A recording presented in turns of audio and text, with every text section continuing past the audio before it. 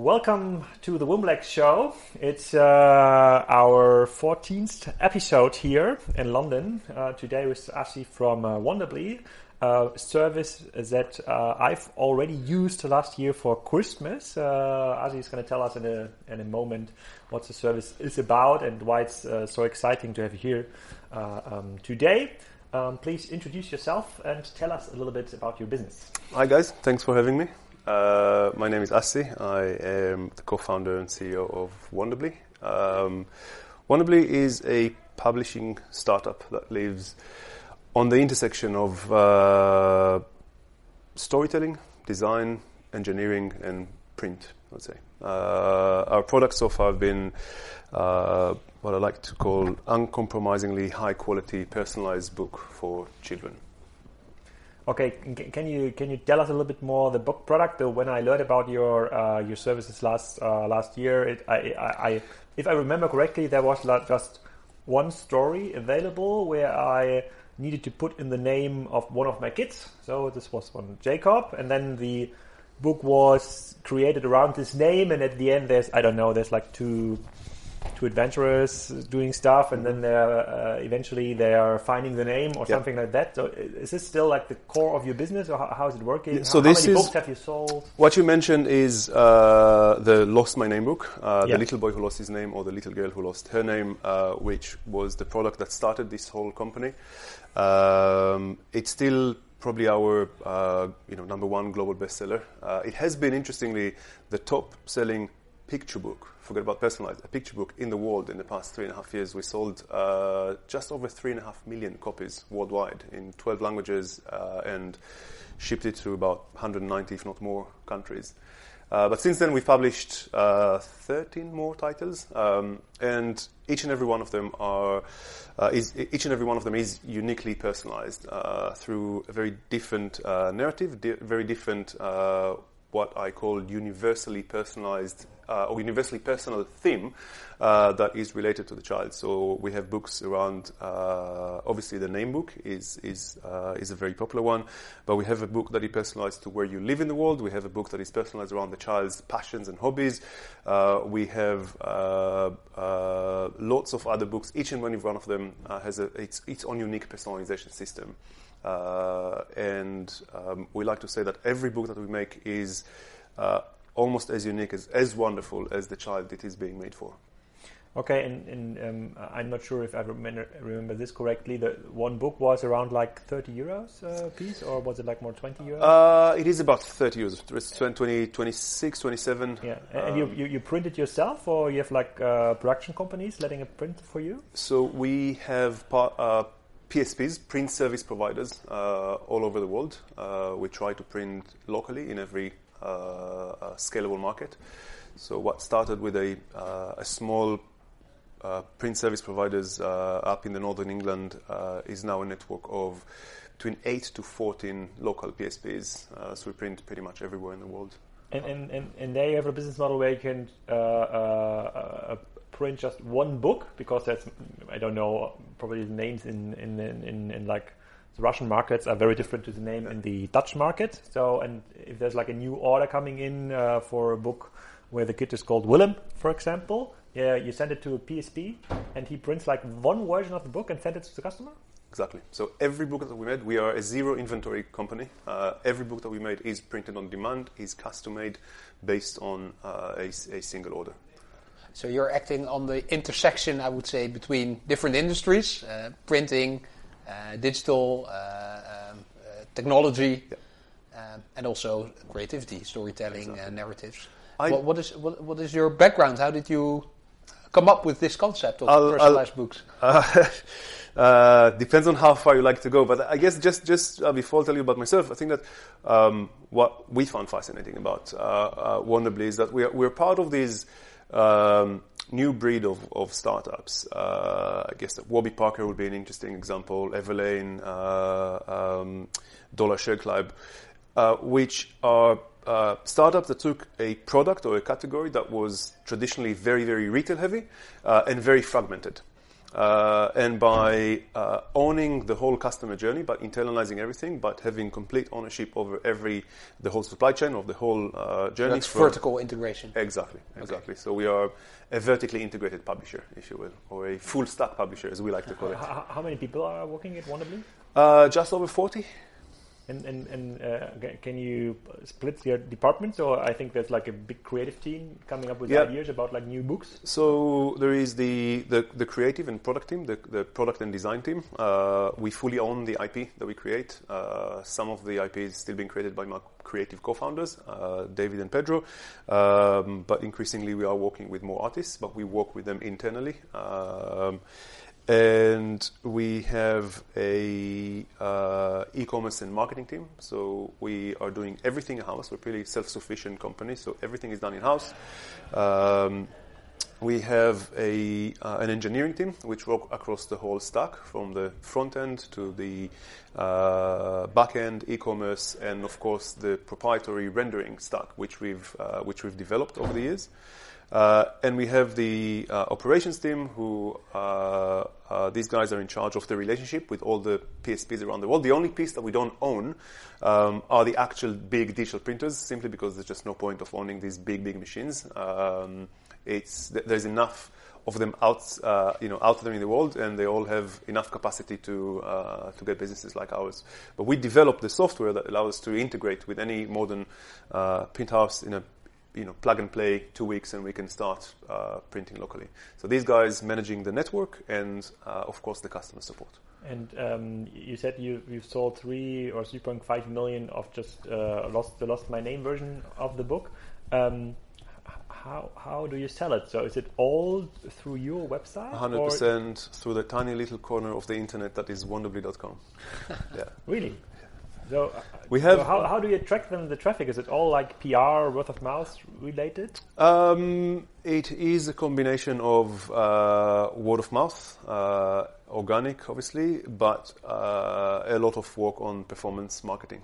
So we've been trying and testing, optimizing and scaling pretty much every channel. How does it work for a single book brand? How do you online market?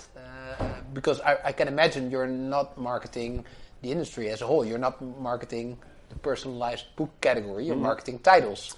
If those titles are unknown, probably performance marketing with no search volume in Google is difficult. So you need to do some awareness and raising interest to get those search traffic in. Yeah. What is the trick there? William lost its name, Alex lost its name, Luana lost its name. So if you do it like with enough names. Yeah. So interestingly, as you can imagine, it is Facebook or paid social that is our biggest channel, which is ultimately a channel where people are just doing whatever they want, and then you just disrupt them with an ad. But luckily our products have appeal. So when people see the ad on their feed, Facebook, Instagram, they will click on the ad that will take them to a product page, mostly on Wonderbly. And hopefully they'll continue with the purchase funnel. Search is growing, and with search we are working on the one hand on all the generic words, which is around gifts for children. We're very much in the gifting market, as much as we are in the book market per se, and that's both by the nature of the product and the price point. So we are very much a gift product.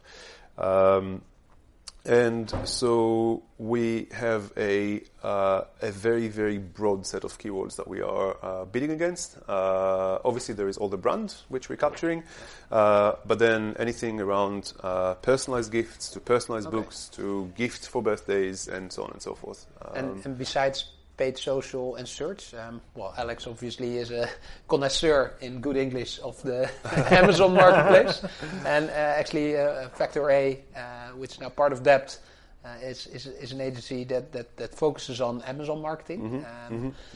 We see a lot of traction for other e-commerce brands on Amazon and other marketplaces. Yeah. Do you see them as a third pillar in your marketing mix, or is that still something to explore further? So we started with Amazon as resellers only a few months ago. So it's still very much in its infancy. With all titles, or it's just with few titles in each market in the UK and the US.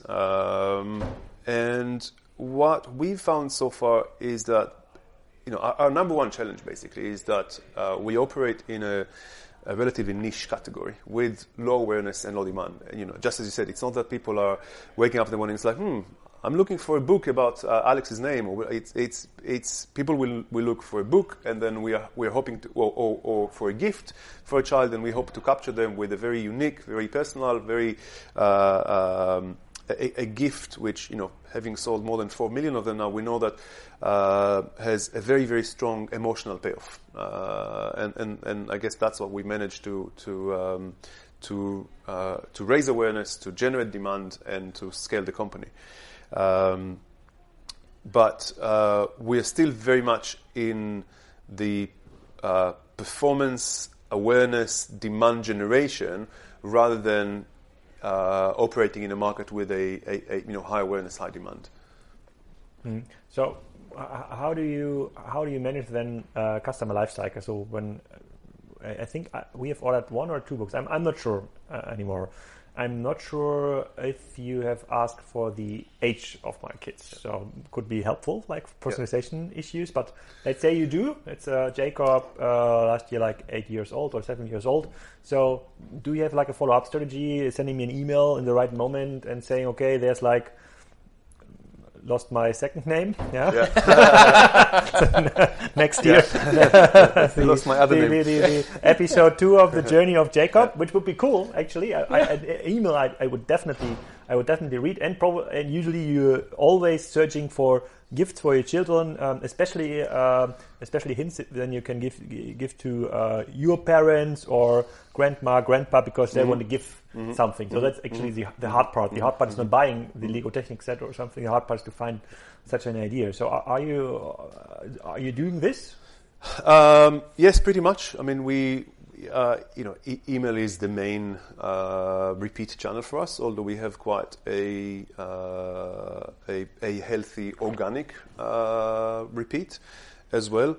But pretty much like any other e-commerce business, at the first purchase we capture the data. Obviously, we are in a post-GDPR world right now, so there are opt-ins, and we're just thinking about how to recover from that. And generally, because from everyone in the industry, we got a little bit of a hit, and we're still adjusting to this world. But generally speaking, we capture the customer's email because we need to interact with them around the order, when it's been made, been shipped, and so if the person have opted in, then they will be in our email marketing program, and we're hoping probably next year to start taking it to the next level. I think that Wonderbly, being 5 years old, 4 years as a venture-backed company, we're just in the beginning of a very, I think, exciting transition from a single product that started this all to a real portfolio company with now 14 books, probably over 20 by the end of next year, and a real portfolio which is organized around the children's ages and around occasions and around the relationship of you and the child.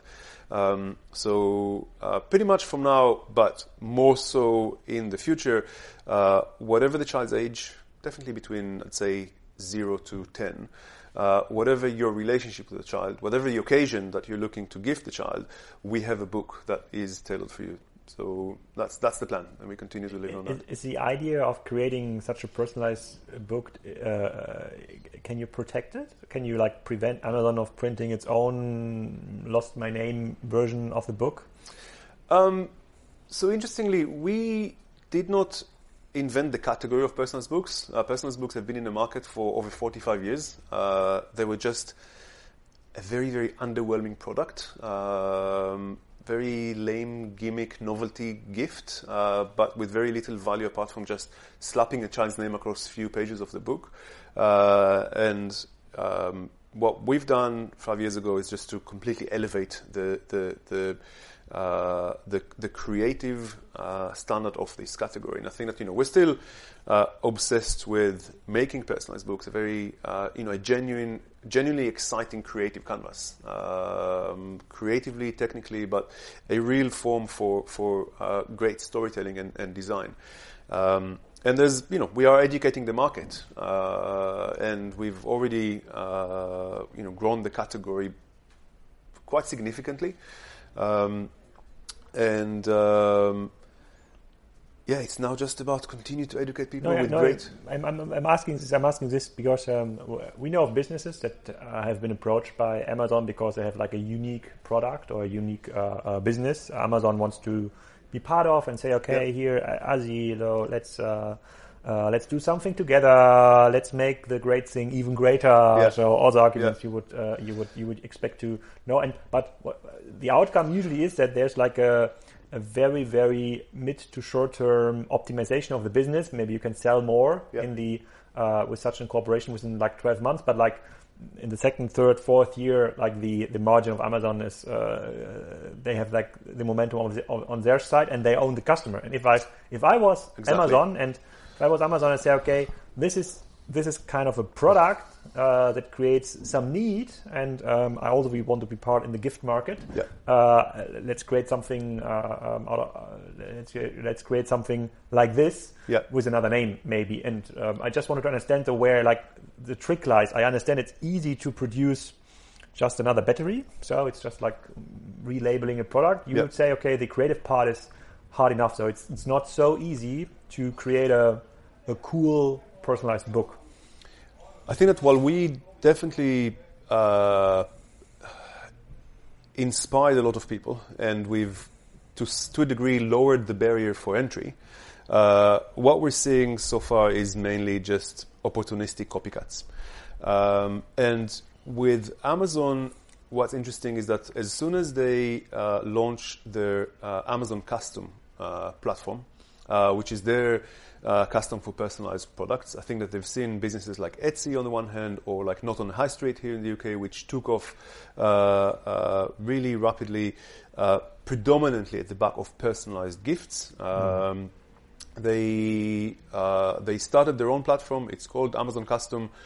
Because this is still a relatively low awareness category, then what we're seeing with Amazon in our case is that in a similar way that we can't scale search infinitely because the organic search is not there, it's equally not there on Amazon. So it's kind of doing okay, but probably not at the volume that would be transformative. It's still very, very, very low single percentages. What I'm hoping, and again, as you know, with Amazon, you have to dance very carefully, is that I want Amazon, if I'm already selling my books there, I want Amazon to also do the print on demand. And I know that they have the digital printers because they have a print on demand business. But as we know, Amazon is incredibly siloed. So while the people who are very excited about putting our books on Amazon Custom, getting to connect to the people who are doing print on demand is incredibly difficult, or it has been so far. Yeah, that's the self-publishment part of Amazon in the US. Yeah, it's a totally different business. Exactly. So talking about a comment you made, you said you're backed by venture capital. Probably we have quite a few listeners who are in e-commerce and who are starting up their companies, thinking of raising capital as well. And I saw that you've raised Series A and Series B funding from the likes of Project A Ventures and Google Ventures. And I interestingly saw that you were appearing on Dragon's Den. And you received backing of one of the investors on Dragon's Den. So you've done a couple of things. Could you elaborate a little bit more on the process of raising that capital and maybe some learnings on your journey from that end? So Wonderbly, or previously Lost My Name, started really as a happy accident.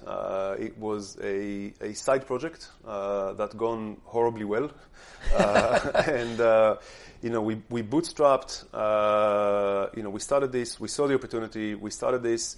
It was completely self-published, self-funded.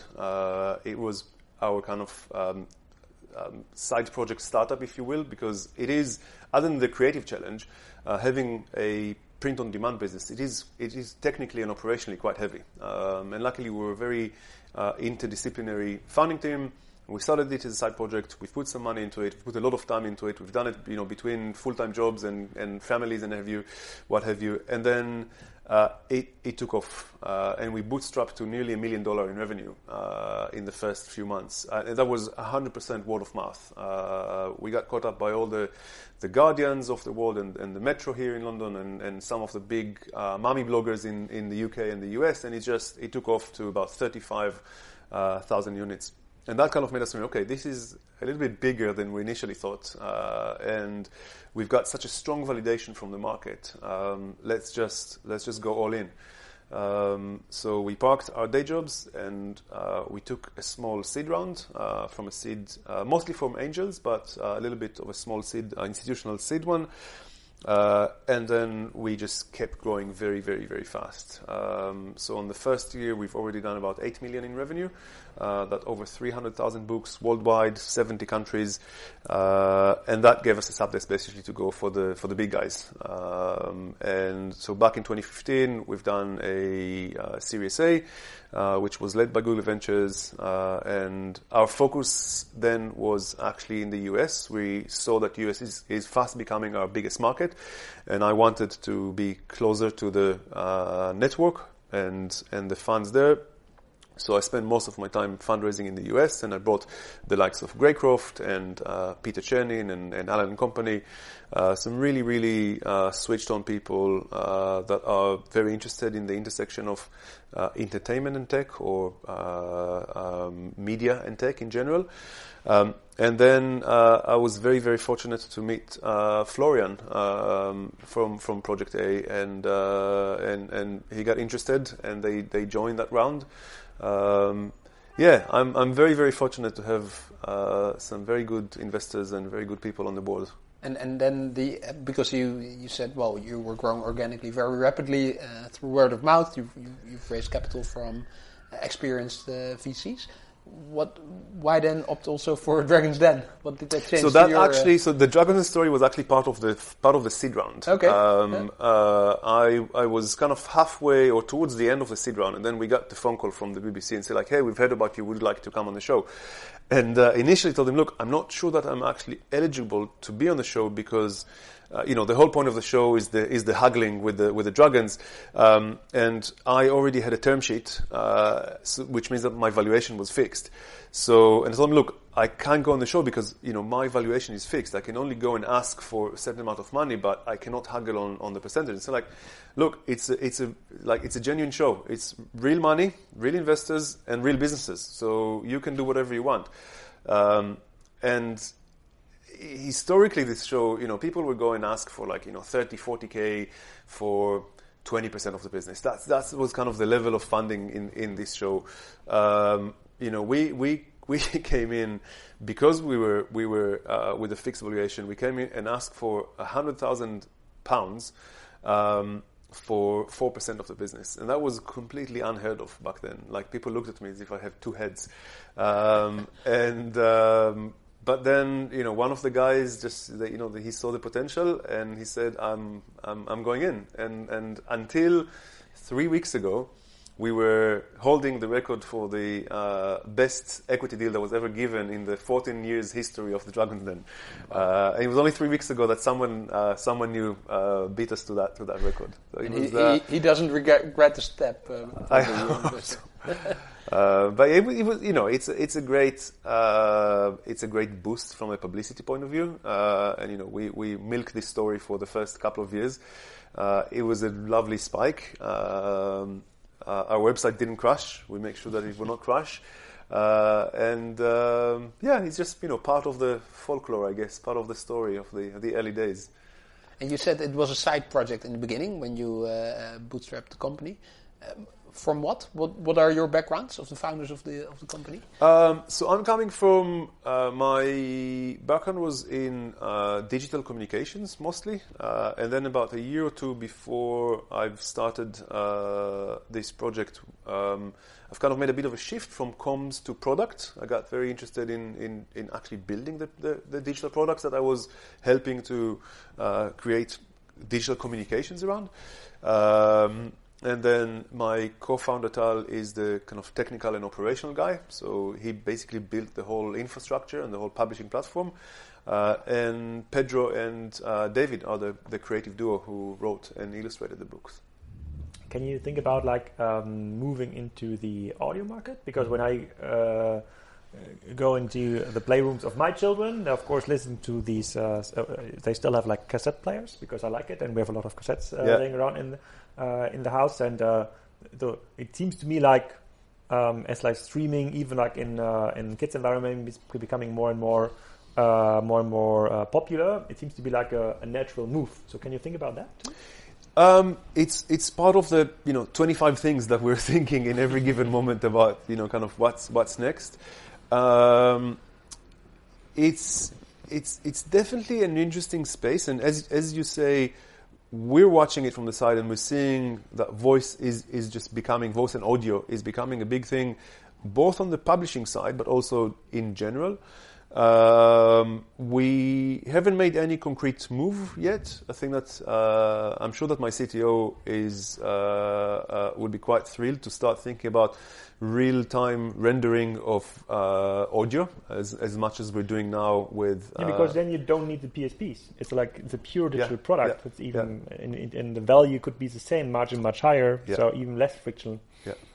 That could be interesting. I would imagine it working initially as some complementary products rather than changing the main product. Some kind of an add-on, some kind of a. But then, and again, when you think about the fact that our books are highly personalized and they go way more than having the child's name in the book, but even if you keep it at that, rendering on the fly a book with unique names is going to be quite tricky.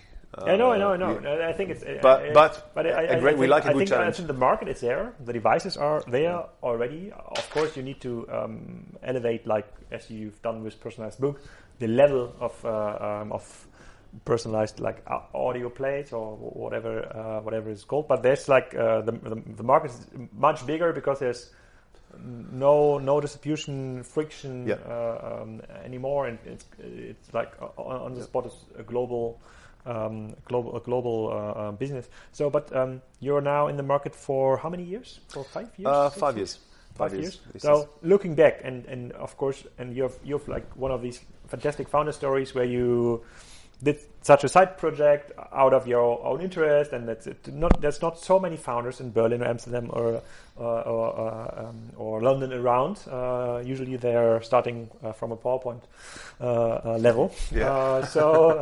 But that creates a more interesting learning curve, your journey. So when you're looking back on the last 5 years, what is your main learnings when it comes to production, scaling the company, even the capital side of venture capital? What would you have done differently going back 5 years?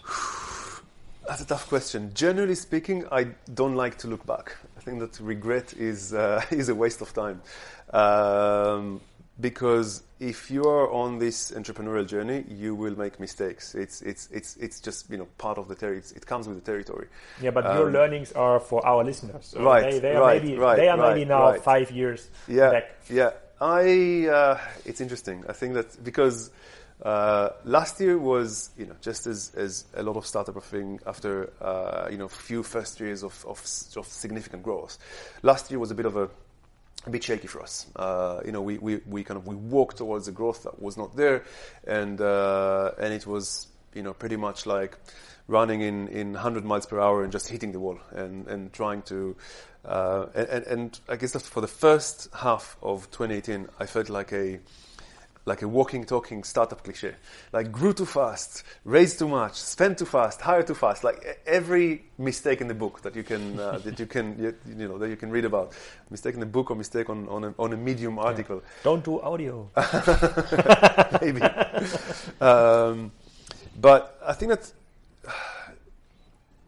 generally, the only learning, there's so much. But I think that, for me, it's about if you genuinely believe in what you're doing, then it's just keep going. And definitely if you have the market validation, you've reached some scale, you've found some product market fit, and then you will inevitably, things will never be just easy. And of course there is the early scaling pain, and then there is the new pains of that you're hoping to scale, but that's not happening. So there's every year, every month really brings its own new challenges. And I think that trying to always maintain a perspective of what you're doing, and trying to always be very. I think that self-awareness really is such a strong asset for a founder, and being able to manage your own psychology and being able to, I found one of the toughest challenges, but then also the best learnings really is to be able to be very self-aware and to move as quickly as possible from guilt to action. Because you will make mistakes and you will feel shit about it, and you will like, how did I? And then you can just drown yourself for a day or a week in your self-pity. But then moving from that, quickly from your mistake to learning and then to action is I think this skill that I found the most. That is the most positive in how we work.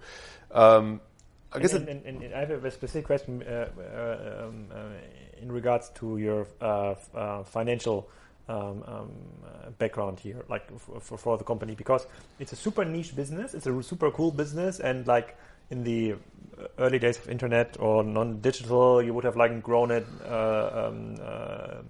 in a more bootstrapped way, not taking too much external capital, which would lead to a situation today where we say, okay, we can shrink the business like by 10%, but it's still doing fine, and we're going to find like other book titles. Now you are like in the venture capital play, you're doomed to grow. Like, I don't know how much, but 50%, 100%, 20% to meet kind of an exit goal could be like being acquired by a big publishing group or by Disney or whatever. So there's plenty of the market. So so we have found we are in the software game. We found it very fruitful to have this path of like growing 100, 200, 300% per year, because it creates a lot of healthiness around the business. So I'm not sure if this is true in your case, because it's very hard to create kind of a production street around creativity. So and that seems to be very hard from what I can see about your business. You're absolutely right. I think that we are quite unique in the landscape of a VC-backed businesses. But I think that the IP and the creative part of things is only one part. And I think that looking at the future, only time will tell if it was the right decision to go and play the VC game and go like, let's go fast and faster and faster. And how much money is there in the company? How much external, as far as it's published? I don't know. I haven't checked it. How much external money is there? We took about 18 million, I think. 18 US to date. And as you said, it puts you in a very specific mindset and game. And we are yet to prove that this is a highly scalable business. And I think that, and that's why I'm super excited about what we're doing, is that there is the creative IP, but I think that further down the line, the infrastructure that we build, the publishing platform, our ability to render a whole book on the fly, our ability to acquire customers from all over the world, our ability to render, print, and ship a book to a physical, personalized, custom-made, printed on demand to literally every corner of the world. We are that platform in the future will not only serve us and our own self-publishing business, but that platform is highly scalable, and we are starting to move now in the direction of, what other things can come into that highly scalable platform that we built. Talking about scalability, there are now supercomputers making nice artwork, writing music and composing music. Mm-hmm. And I read an interesting quote from you saying that technology and business models can scale, but creativity cannot. Is that also related to what you just said, exactly. The reason that you are now focusing more and more on technology as a foundation for personalized storytelling? Or because I actually believe that AI in the future can also mimic creativity. There are now pieces of artwork selling for hundreds of thousands of dollars, built by computers. Don't let me start on that. Why do you think creativity is not scalable? I guess it's because of all the blood, tears, and sweat that are going into every title that we've published to date, and the fact that we have a very, very, very high standards to the products that we're launching under our own brand, and they take unlike a traditional picture book, which will have just an author illustrator. Sometimes it's the same person. We have at least 4 or 5 people in the team that can work in any given time on a single title. Think about that. That's not highly scalable. But 500 people, 100 titles. But is there a market for 100 titles? That's something which we still have to figure out. I don't know. Or the children. Maybe. Yeah. Well, it is scalable in a similar way that agency can scale. So there's a project team, and you can have clients, and of course you can scale from 5 to 500 as long as work coming in. But we have to validate the market. We have to see that there is a growing demand, and that the game is more title equals more scale, which is not necessarily the case.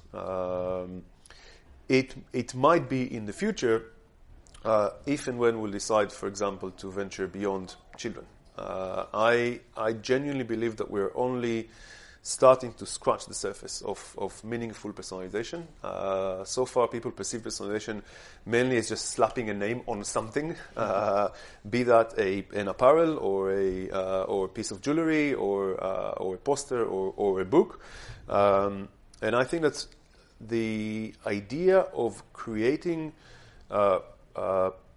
platform products, which are always co-created by the customers and us, and the result is always a very unique, very personal, one-off product, which has a very, very strong emotional payoff, is something which we've so far explored and scaled in the children market, but I've no doubt that there are many, many more personalized propositions to discover, to invent, to explore, and to scale.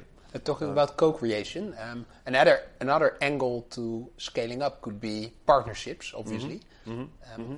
What I read is that you partnered with the Royal Dahl estate. They approached you, which is a big compliment, I would say, because Royal Dahl, he's one of my heroes. Charlie and the Chocolate Factory, obviously, being one of the favorite books of my youth. Mm-hmm. Could that also be an angle that for scalability you're pursuing more partnerships to bring on that creativity that has already been invented and leveraging your skills on personalized printing on demand? Yeah. So that's an obvious one. That's a joint IP creation, based on a successful or well-known IP that was a very successful experiment that we've done with Roald Dahl. And we are always on the lookout for an interesting one, but we have to be very, very selective because right now we're very much focusing on our own publishing plan. And I mean, the way that I think about is that the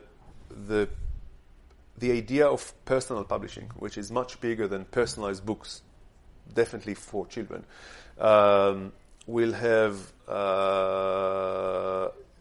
huge scale over the next few years, and that's really what we're trying to build here. Children will always be our the core business and where it's all started, but I think that I like to think in a similar to a traditional publisher, which will have lots of imprints, which are all enjoying some shared assets around printing, around back office, around technology, around editorial, around marketing, sales. Think about it from the point of view of a technology-enabled publishing platform.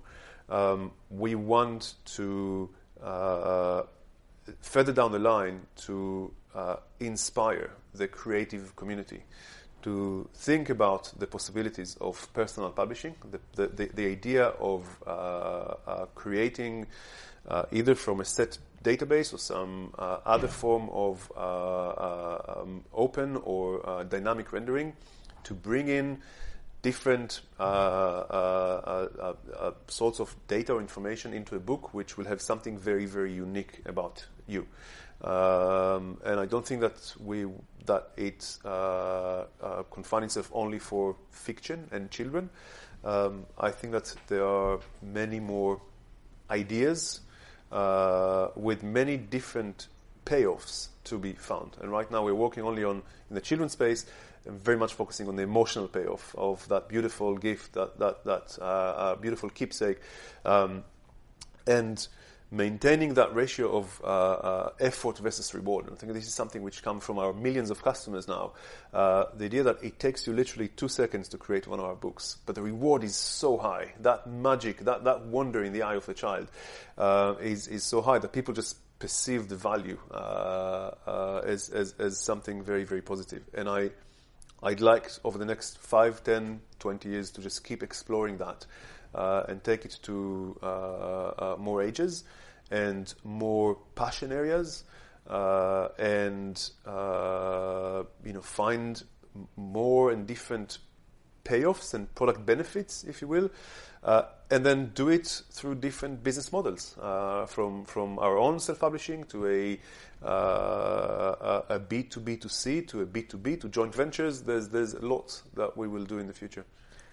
I'm still wondering, how did you manage to grow so fast on an international level? So I think it was hard enough to elevate the personalized book just in the English language, and then you moved into other markets with very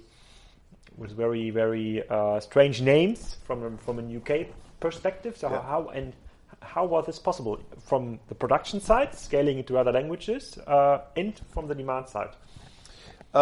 So from the production side, it was, well, you have to start with demand and then worry about the production. But I think that's what we found is that there was absolutely universal appeal for the product that we created. And after, especially for the Lost My Name brand. Yeah, the first one. And mind you, for the first 2.5, nearly 3 years of the company, we were mainly busy just catering for or supporting the growth of that single product. And in many ways, we're just making in the beginning of a meaningful transition to be a real portfolio company.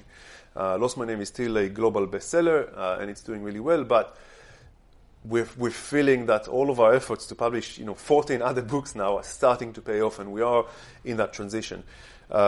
But the first rapid growth, the first scaling from a side project that did about 30,000 units to over 1 million in about 24 months or less, that was at the back of just a very strong product that was, I'd say, the right product, the right time on the right platform. And you cannot separate the success of that book from the distribution platform that was available to us at that time, which is Facebook.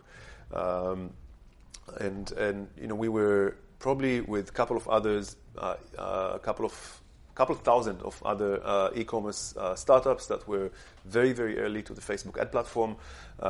We got the learning, we've optimized, and we scale it very, very, very quickly. And it was relatively easy to translate the book, although it's complex, but it's not rocket science. What did you do back then that was so new? So did you publish as a first one in my feed, for example, buy a book about Alex or your kids, because you've targeted me as old enough male, probably having kids, enough income, so the ad would work?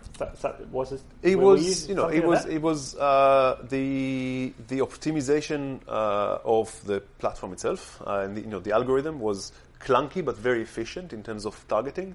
And I don't know if you remember, but back in 2014, 2015, the idea of lookalikes was just very, very strong and incredibly efficient for us. We were there constantly, pulling the levers, but a lot of it was just allowing the algorithm to do a good job. And moving to your question around scaling to other markets and languages, creating the product, pretty much doing the playbook. So creating the product, using the data that we have from the English-speaking markets to create custom lookalikes in different markets, and it was it scaled very, very quickly.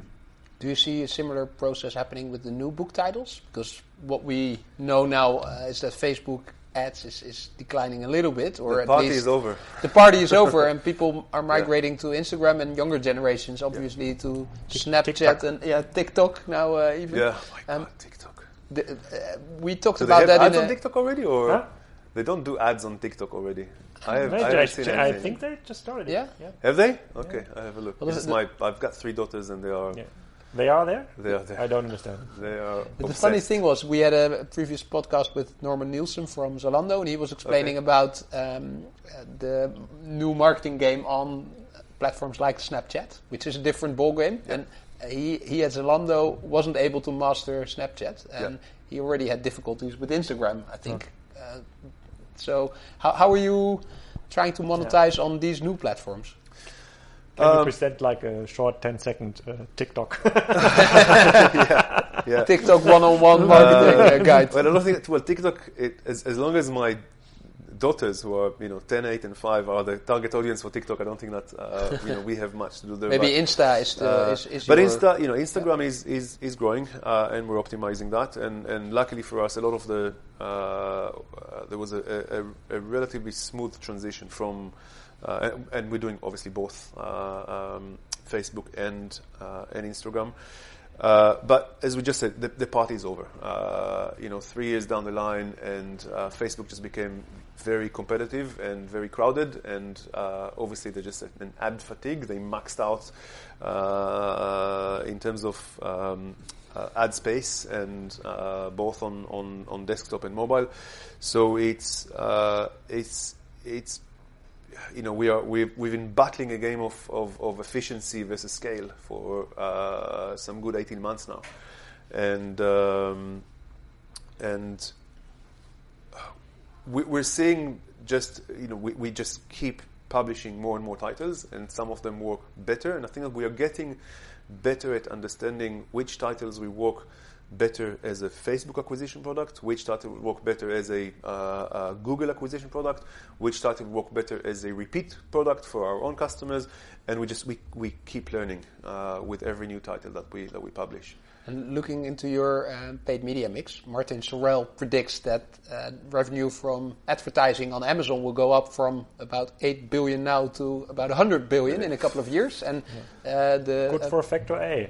Good for factor A. Yeah. So are you also, we talked about Amazon before, I don't want to repeat that discussion, but are you also testing with advertisements through Amazon? Yeah. Okay. Yeah. How's that so we are working out for you? It's okay.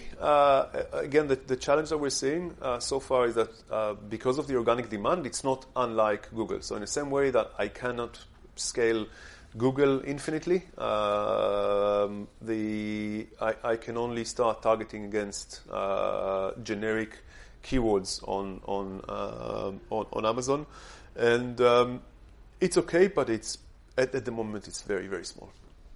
And of course, because we don't own we don't own the customer data, at this point in time, I prefer, like, if it can double my business, then I'll consider it positively. But because it's such a small part right now, then let's keep it this way until the point where Amazon will take care of our operations and will print our books as well, and we put them on Prime. That can be a game changer. That can be a game changer, because right now for us... for 1 or 2 years, and then it's going to be a main game changer for your business. Yeah. It's over. Yeah. So, we have to tread it carefully. Yeah. Cool. And we are like trying to limit our podcast a bit to domestic flight links, but maybe allow me like one last question. Well, in Holland, then it's a very short podcast. Yeah, it's a very it is. When you're looking into like 2019, is there like what are you most excited about? Like new titles, or like new distribution methods, or new markets where you're heading into? All of the above, minus TikTok. We have a few very, very exciting titles. We have one title that did particularly well this year, which is the search and find book. So Where Are You? Where Are You? The child's name. And we are going to double down on this and internationalize it very, very quickly, and try to kind of do that playbook with Lost My Name. There is a very exciting partnership which I cannot talk about right now, but if you'll invite me again in 6 months, I'll be able to talk about it. And with who? Joke. The trick question. And I think that we're going to give China another chance. That's another. So would you recommend them to buy Where Are You as like the next gift for this year for my kids? Is that the book you how old is he? I have 2 kids, 6 and 8. Perfect. Go for it. Both. Go for it. Either buy the English now or wait for the German version that's coming probably end of Jan, early February. Okay, we wait. Cool. Okay. Very cool. Yeah, super excited. Cool product, very cool story. Thanks for your time and explaining a lot about your journey. Thanks for having me. Thanks so much. Cheers, really guys. appreciate it. Thank you. Great.